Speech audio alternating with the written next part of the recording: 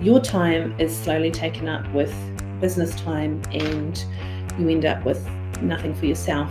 In certain ways that you can be intentional with your time so that I can have times where I'm intentionally at home. Hey there! In today's video, we are tackling an important topic: why most music teachers burn out, and more importantly, how you can avoid it.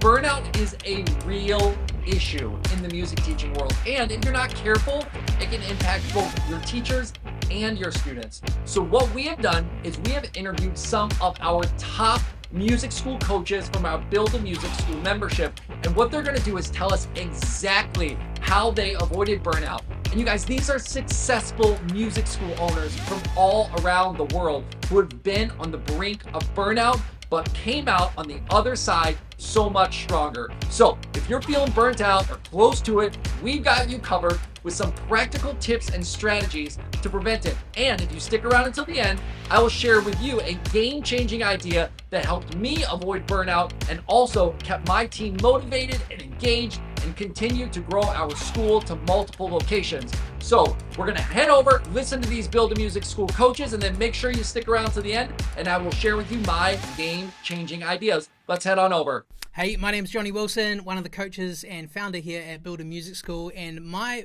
reason why I see most people burning out from music teaching or from music school owning is that the model is wrong. The very model on which they charge students and some of the ways they set up their core offerings and their terms and conditions or their policies is wrong, and it sets them up to have to do way too much extra work, and that then leads to them overworking, getting burnt out, and if they don't get burnt out, just not enjoying the job. And so we actually made this resource, and it's one of the first things we give people when they come to Build a Music School. You'll find it, put it down for free down below. You can find it in Module 1 in BAM Squad Library, and it's 30 plus music school models, like business models for teaching music lessons, and there will be ideas that you haven't thought about in there. It shows you exactly the things you need to think about to prevent yourself getting burnt out, shows you the different models, their strengths and their weaknesses, and this is really just like the core thing you need to think through, because let's just take one little example of a model. Let's say I'll pick something kind of unique. Okay, let's go with concerts, right? As we were building our school from 0 up to 2,000 students, the demand became more and more for us to do more concerts, right? And so as we start doing concerts, we've got 2,000 students plus to try and get into these concerts. So everyone feels that through the year they've performed at least once or twice, and many people would jump at it and do it 4 times. And so we ended up having to do concerts every quarter. Now, early on, what we would do is we would say, hey, the lessons are happening from here to here, and our school would operate on 4 terms, so 4 sort of 10-week terms, and then in the break we would do these concerts, or we'd try to squeeze them all in on a Saturday and still run the music lessons on a Saturday as well. And so we'd have half the team over here teaching, half the team running this big day, and we'd just get so burnt out. And so one of the changes we made probably 6 or 7 years into the school was that we decided, hey, you know what? These concerts are amazing. They cost so much time and effort to put on. We shouldn't be expected to have to just, charge for lessons and then do this concert for free, or charge, a small fee for people to attend and hope we make our money back. We just said, you know what? Week 10 of the school term is concert week. There's no lessons. The concert is the lesson that you've paid for, and so your fee for the whole term includes concert whether you perform or not. If you don't perform, there's no refund. And so we changed the model, right? And so that meant that week we now had all the fees that we would get from all our students. So at the peak it would be 2,000 students all paying their fees, and now that week our teachers didn't have to teach, so we could then have them come and operate the concert, make it amazing, not feel totally burnt out because they didn't have to work that week, and then we were funded to do it. And so it actually fixed the model, made things more enjoyable. Teachers got a bit of a break that week. Didn't always have to be at the end of the term. You could move it, and you can move it around how you want. But that's one way to change the model. And we started doing that with lots of different things. And so what you're doing there is you're starting to create what we call a value stack. And you can learn more about that and see all the things that we did and other things that BAM Squad members are doing from our Build a Music School community. If you go check out Module 1, you'll get that resource all around the different models. And in Module 2, you will see how to create your core offer and your value stack.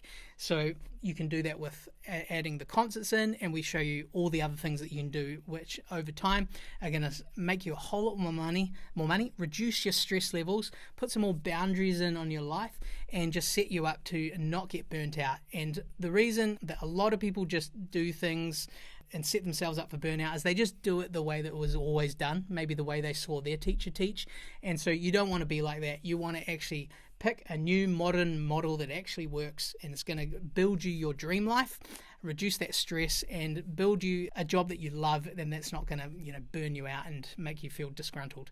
So there's my advice, and I'm sure you got plenty of other amazing things coming from the other coaches on this call. Let's get real. A lot of people burn out because of the fact that they feel like they're never going to get ahead. So once you start to be able to answer what does get ahead mean for me, it's probably, if I'm guessing correctly, in dollars and cents. So what I need you to do first is start to look at some timing on when can I start to be profitable. There are a lot of books and strategies out there for how to become profitable. Within our BAM Squad library, we have an entire spending goals way to keep your budget running, where you can make sure that you are getting the profit set aside so that you can see that, and so that you get those moments of, oh, no, I really did make some money. I'm also a mom. And one of the ways that I can start to feel the most overwhelmed and disappointed that my job, my business, my studio is taking over my life is when I start to feel like I'm missing those moments with my kids. They're involved in soccer and gymnastics. And yes, they take music lessons at the studio, but they also just come home. And the fact is that I run a business that's mostly, like, the prime hours are after school activities. And so for a long time, we talked as a family, this is a season.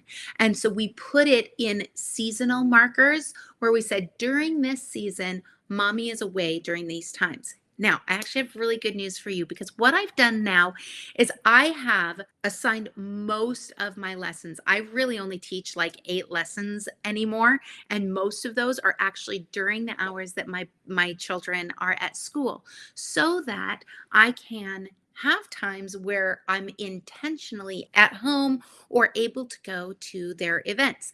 Now, what I've done with my big boss pants is I have actually broken the week up into chunks where I know that the studio can run without me. But what I've done is I have broken it into the hours, the shifts, essentially, into chunks. And so the first Monday of the month, I'm there for the first shift, and I've kind of broken them into 2 or 3 groupings based on the day. If the studio opens at 9:30 a.m. and goes to 7:30 or 8, that might be broken into 3 chunks, but whatever. So for example, Mondays, I'm there on the first Monday of the month in the first chunk. The second Tuesday of the month, I'm there during the first chunk, the first shift. The second Tuesdays, the third Wednesdays, first shift. And then I can't remember exactly what it is, but like the third Monday, I'm there during the second shift. You get it. I've broken it in so that I see each lesson, each family. There is my face. I'm present as like the studio director, the CEO of the place, once a month. So everybody sees me, but that also allows them to know that I'm not the only voice who can answer questions. And my welcome team is kind of what I call my admin staff, the front desk people. The welcome team is there for most questions. And when I go in, I don't consider those sit down and at my computer type hours. I mean, yes, I'm there sometimes for that too, but that's my visibility hours. That's my culture building time. I'm in the lobby. I'm popping in to the lessons and just kind of observing, seeing how they're going, not necessarily hovering, but just being like, hey, how's it going? And what's going on with this student, and getting to meet the students so that I'm building that culture. But that's how I continue to make sure that I'm not constantly gone when my kids have their activities. And if I need to reschedule one of those, I just do. It's on a shared calendar with my welcome team. And so they know when I'm going to be there. But to everybody else, it's like, oh, she just happens to be here today, but they'll see me once a month. Hope that helps. Yeah, avoiding burnout. It is a really important topic. And burnout is something that can actually sneak up on you and you don't realize that it's actually happening. As you start to grow your school, you tend to wear all the hats, especially at the beginning. You know, you might be the teacher, you might be the admin person, you might be the receptionist, you might be the accounts manager, marketing manager, advert creator. You're doing so many things all at once, and you find that your time is slowly taken up with business time and you end up with nothing for yourself. You couple that with, for me, for example, I am a mother. I have 2 children who are 11 and 13, just starting high school this year, both of them. I've got no kids left at primary school. And even at 11 and 13, there is still so much that they need from you as a parent, as a mother, and trying to juggle home life, business, and then just everything else. The dog, the washing, the groceries, the birthday parties, everything else. It can be such a juggle. Now, the way that I have managed to make this work for me is by delegating. I had to learn very early on that it's okay to let go. So if you bring somebody in who can take some of that load off of your plate, if you have really good systems and policies and a monitoring system in place, an accountability system in place, it's okay to let go and hand that over to that person. So I would look at all the little things that would take me a huge amount of time for very little return. And those are the things that I would start with. And not just at work. So for example, I got a cleaner. I can pay the cleaner $30 an hour to clean my house. They're in and out in 2 hours. And I feel a whole lot less stress because I'm a little bit of a clean freak and I need a clean house, but I don't have the time to be doing that. I can take those 2 hours that I would have had to have spent cleaning at home and invest them into time with my children, or training up a new marketing manager, for example, or teaching a new system at work, or learning a new software. And then at work, it's the same thing. Do the team need to continuously come to you with all of their questions?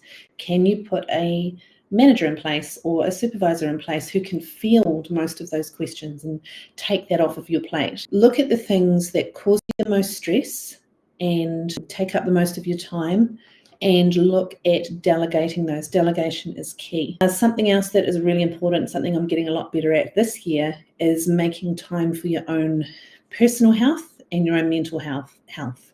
So getting your fitness in, making sure you have purchased food that is going to sustain you and nurture your body, making sure you're drinking your water. Look at this. This is what I have to get through. 3 liters in a day, which reminds me I need to take a sip. Actually taking the time to put that in play to ensure your own personal health and well-being. Also, it takes a village. So if you're someone like me that has a young family, utilize those who want to help. So that might be grandparents, might be best friends. Your partner may be able to readjust their schedule so that you actually have the time that you need, not just for work, but for yourself. Really, really important to use the village if you have one. Not everybody does, but sometimes your village is hiding in places that you never thought. So just take a look at who's there for you when you need them. And, we can always reciprocate. We own music schools. We have music lessons to give away. What a wonderful way to show somebody that you care about them and that you're grateful for their help. Come and make music. It's the gift of a lifetime. Okay, so being a music teacher and a studio owner and possibly a parent as well is hard, and burnout is real. And so I think that it's really important to try and maintain your priorities and your health and all of that good stuff and your desired lifestyle. We can't all have everything that we want all at once, but if you work, in certain ways that you can be intentional with your time. So, for example, when my wife and I started our business, we would know we wanted to start a family. We wanted to kind of raise our kids and be there in the beginning for them. And so what we did was we went into the schools and we taught in the schools for a couple years. And then we just straight up hired teachers to do that work for us so that we could organize it all and move kind of into the owner role rather than just the teacher role. And we continued to teach as well, but not nearly as much when our kids were young. And then as our kids got older and they became school age and they were, in school most of the day, then we, opened up one and then a second location and got more into teaching and had more, students in classes as we wanted until we eventually kind of moved out of that to work more on a growing business. So I think it's important to kind of look at your priorities and look at your life and see where you are. If you're a teacher that's kind of stuck and you're like, I've got 40 students and I can't get to everything that I need in a growing business and I don't want to give up my students, at some point there might have to, be a little bit of a leap of faith, and you might want to look at offloading some of your students. Maybe you teach, 10 students, 5 days a week, and you've got 40, 50 students, and you bring on another teacher and you you give them 1 day of your students and you make that transition as smooth as possible so that that income is still coming. You've got some more expenses obviously, but you've got then more time. Now you've got a full day to work on the business. So one of the big concepts as you move from kind of a solo teacher, if you are, to having a larger staff and hiring your first teacher, moving into your first commercial space, whatever that next level is that you're moving up, is making sure that you're working on the business, not in the business, right? So working in the business is working the front desk, is teaching lessons, is pretty much anything that you can hire somebody else to do within reason. Working on the business is the bigger level thinking. What programs do I want to offer? What kind of marketing do we want to do? Where do we want this, music studio to go? Do we want it to grow from 100 to 200? Do we want to open a second location? Do we want to make partnerships with other organizations? All these things that are just going to increase your business exponentially. Another way you can think about it is you want to hire people to do the $15, $20 an hour job so that you can focus on the $250 an hour job. So you want to think about it in that sense. So if you're the front desk person and you just can't get ahead with your business, maybe look at hiring someone to cover the front desk and pay them, a little over minimum wage, whatever it is, and have them take on some really basic tasks that can take some load off your plate, can take some hours away from your plate. So again, you can work on the business, and your business is always going to be transforming. So there might be I know tons of studio owners who have very successful businesses and still teach because they absolutely love to. So it doesn't mean that you have to get out of teaching if that's what you love to do. It's just you want to make sure that you have the ability, your business has the ability to have you be in the position where you want it to be. So if that is teaching for you because you want to teach, fantastic. As opposed to, are you in your business teaching because you have to teach? And that's the only way dollars are coming in. That's a hard place to be. And it doesn't have to be black and white or all or nothing. Like I said, you can start off slowly. You could hire a virtual assistant. You can hire a part-time front desk person. You could have one of your students in trade. Instead of them paying tuition, they would work the front desk. And so there's a couple different ways that you can do it so that you can slowly move out of the business day-to-day operations and look at the big picture. And I think it's going to help you avoid burnout. In the end, you want to do what is successful for the business, but also the majority of things you want to do that bring you joy. You're the owner of the business. And so you want to make sure that you have a business that you are enjoying and not that you are dreading going to work. And there are always those days, don't get me wrong, but for the most part, you want to have a business that you enjoy for most of the time.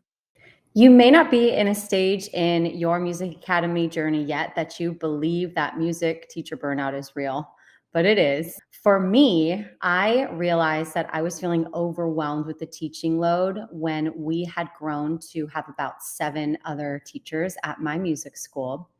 And at that point, I realized that the workload of administrative responsibilities had tremendously changed from when it was just me teaching as a solo teacher.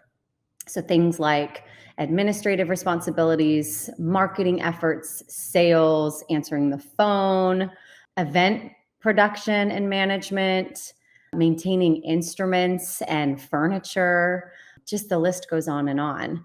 And at that stage, while the business was growing, my family was also growing. So I remember when my first son was born, I made the decision to slowly stop accepting new students.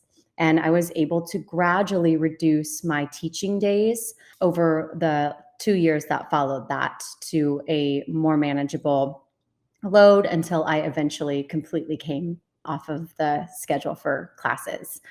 Now, this was something that worked for me. Some of you may really enjoy being in the classroom and enjoy that part of running your music academy. And in that case, you will have better luck with outsourcing support, maybe with your administrative responsibilities or home life first. Maybe it's hiring a housekeeper and someone to pick your children up from school on the days that you teach, or maybe it's making sure that you have a front desk coordinator that's able to manage just the ins and outs of, email and phone calls and event management support, etc. But yeah, having the opportunity to share from experience is such a gift, because a lot of the times these schools grow much more quickly than we could ever imagine. And I'm happy to be, on the coaching team to share kind of the hard lessons that I learned so that you can learn it a little more quickly. I hope this helps. Depending on how you approach your business, some people want to grow and scale a big business in their music school. Some people just want to have a full studio of students that they're going to teach for themselves. Either way, I think it's important to understand what your long-term objective is, because a lot of times when you burn out, it's because you're trying to do all of these different things that maybe you're not even necessarily excited about.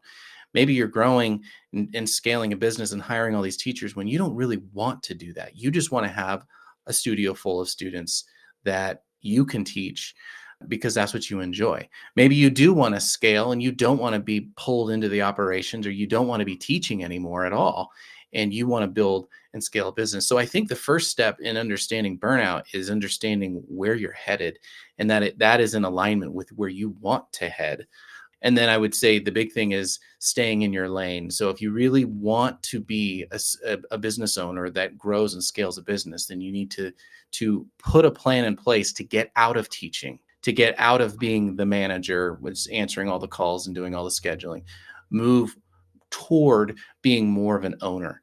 And again, if your plan is to teach students and just have a full studio, then stay in that lane, focus on that, make that the goal. Don't try to do something that's not necessarily what you want to do. Wow, those were some awesome ideas. All right, as I promised you guys, here is what I've got for you. So I'm going to share with you guys 5 things today that have helped me avoid burnout, and the moment I was on the brink of burnout and how I was able to really get out of that. So the 5 tips that I am going to share with you, the first one is going to be learn to say no. This is such a hard thing to do, and it's something, to be honest, I still struggle with, but I'm getting better at it every single day as I practice it.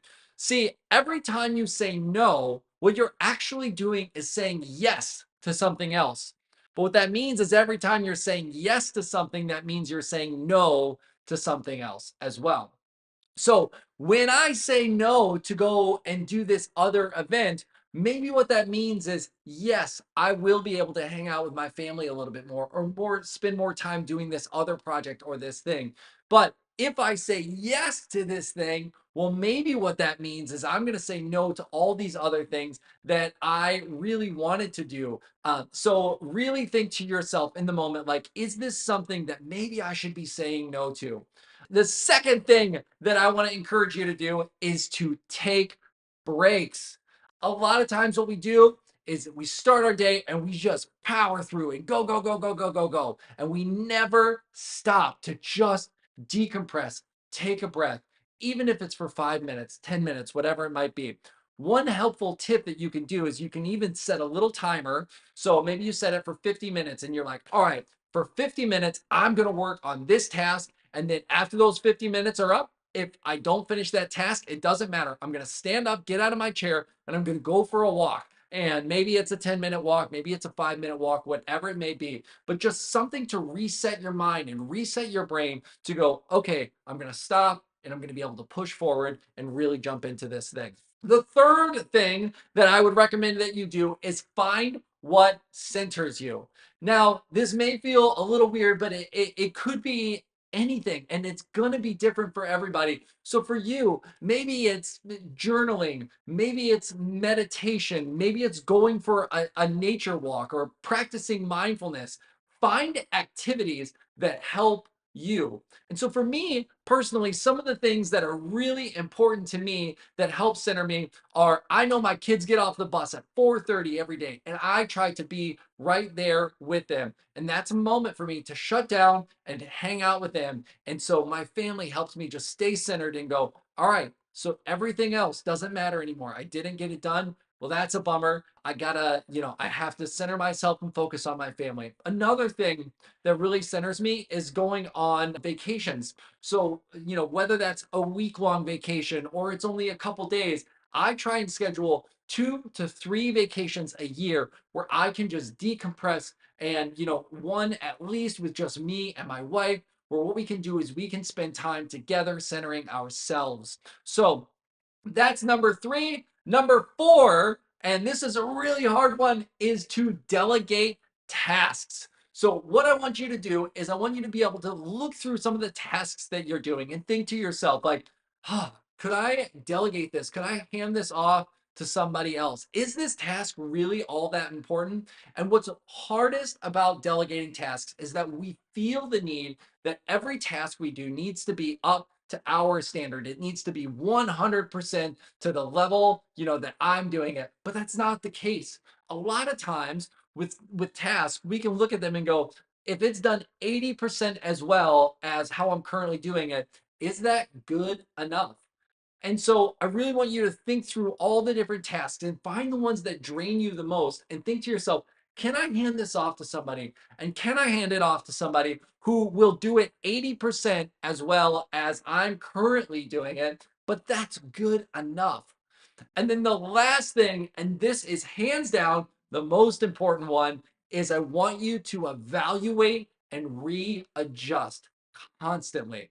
Because, what that means is you can look at your workload and go, okay, this priority actually doesn't matter as much as it used to, or this strategy that I'm doing wasn't really working, so I need to adjust that and move it into this different thing. One of the things that I love, this is a story from a friend of mine who owns a music school. And she tells the story of how when she found out that she was having twin boys, what she was doing at that time is she was running with her business. I mean, she was just absolutely crushing it, working her tail off. And ultimately, her twins took her life and it basically came to a screeching halt. And what she had to do is she had to decide, do I want to continue to run as fast as what I currently am doing and to try and raise these twin boys? Or do I actually need to stop and slow down and go, maybe for a season, I just need to readjust some of my priorities and go, it's not actually that important anymore. And so now, her twin boys are older, and what she has done is she's back to running again, and she's building this like amazing nonprofit, and her school is continuing to grow. And so really think to yourself, yeah, how can I readjust, reevaluate different things in my life that will help me be able to scale, grow, and maintain a healthy, sustainable work-life balance. And if you're thinking to yourself, okay, Nick, all these sound great, but I don't know how to implement them. Well, we have something in the BAM library called the BAM Boost. And this BAM Boost is like a 5-day thing for you to be able to go through, get turbocharged, and realize, like, where am I setting the right time on the right things? How can I get out of this feeling of burnout? And how can I get into this feeling of, being able to move forward and have a healthy work-life balance. And so if you're interested in claiming and using that BAM Boost, I want you to click the link, grab a free trial. It's in module 1. It's called BAM Boost. Go check it out. And I can't wait to hear about you and getting out of your burnout.